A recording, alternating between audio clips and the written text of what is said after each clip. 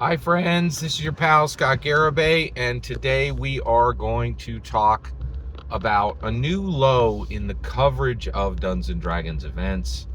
Professor Dungeon Master did a good breakdown, and he broke down how people cover Dungeons and Dragons.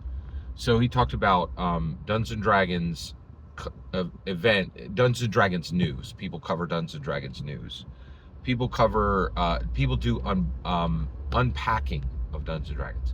So something new comes from Dungeons and Dragons, a new source book or something like that. They'll literally unbox it, or they'll unpack it. They'll say, hey, this is everything that's in this product, let's talk about it. And then the other one is humor. There's D&D humor. I'm not sure he even said that like how to DM, how to practice. I think those channels are disappearing quickly. There's just not, and the reason why is the live action plays are there. I don't even think that's a segment anymore. I do Dungeons and Dragons meta. I discuss the meta of Dungeons and Dragons, but Dungeons and Discourse probably fits into the Dungeons and Dragons event coverage section, right?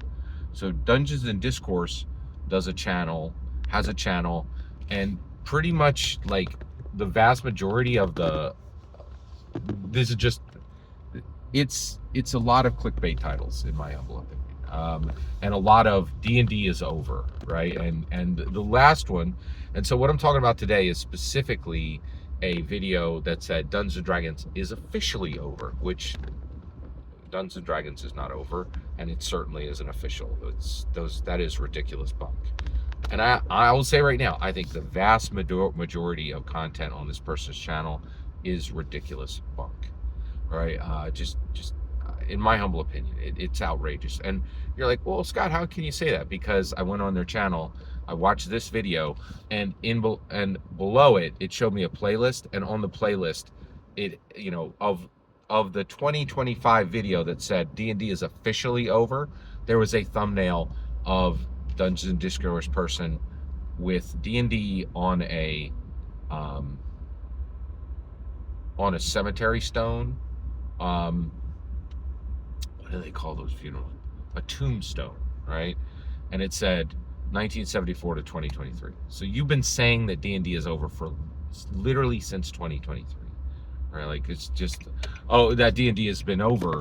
You've gotten it wrong for like 2 years straight, right?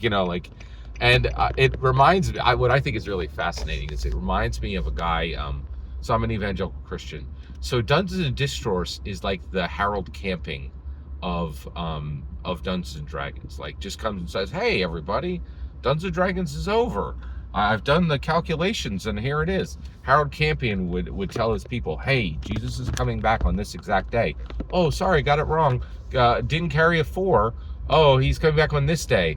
Oh, he's coming back on this day. Oh, he's coming back on this day. And so it's ironic that Dungeons and Dragons has like a reverse Harold Camping, like, oh, Dungeons and Dragons is over now.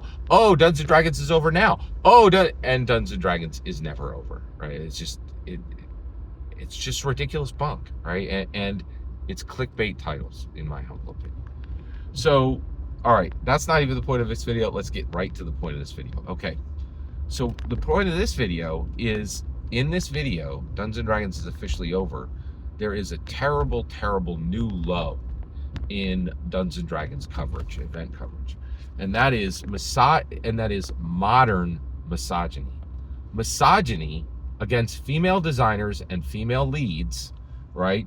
In 2025, when feminism has been around for 30 years, right? Like, when we're supposed to be more progressive than we've ever been, there's a raging return to outrageous, unmitigated, unrepentant misogyny.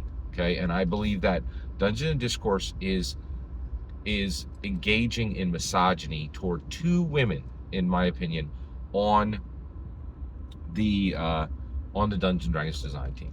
So Dungeons and Discourse comes in and says it's over because the design team is gone, and who can possibly design, and the person who handles videos is gone, and another leader left, And so Dungeons and Discourse is making this point that there's a design deficit, right? That there's nobody left to do design, or that the people who are doing design are not capable of design, right? That's how you would say it's over, because there's no one left to design, or no one capable left to design. The problem is, if you do basic research, or if you're even familiar with Dungeons and Dragons at even the remote level, right, you would understand that Amanda Heyman and Mackenzie DeArmas are there, putting on, going to work, filling up their coffee mugs every single day, and continuing to design work, and not doing it in a deficit, arguably doing it better, right? And the reason why is, yes, Jeremy Crawford and Chris Perkins were talented, right? But the idea that they're any more talented than Amanda Heyman or Mackenzie DeArmas is ridiculous. It's utterly absurd. Or that Mackenzie DeArmas and Amanda Heyman don't count as D&D leadership or as D&D designers is absurd, right? Amanda Heyman has been the design lead on multiple books. She did the Strixhaven, which neither Crawford or Perkins ever did a book as good as Strixhaven. It massively changed the entire structure of D&D canon in one book, right? It actually opened the interaction game. Like, it's incredible what Amanda Heyman has done. And so to come in and paint this picture, but also I do need to say, how is this compounding misogyny? Where was the misogyny before? Well, the misogyny before was with Lorraine Williams. Lorraine Williams was handpicked by Gary Gygax to lead Dungeons & Dragons from 1986 to 1997. She instilled incredible value into Dungeons & Dragons. She was the first CEO.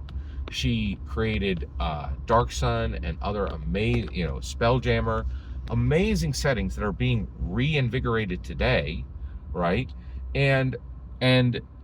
But if you go read any of these, academic books that were written by, every single one of them written by a middle-aged white guy, right? Then what you'll find is, oh, she was a terrible businesswoman and not very smart and horrible, right?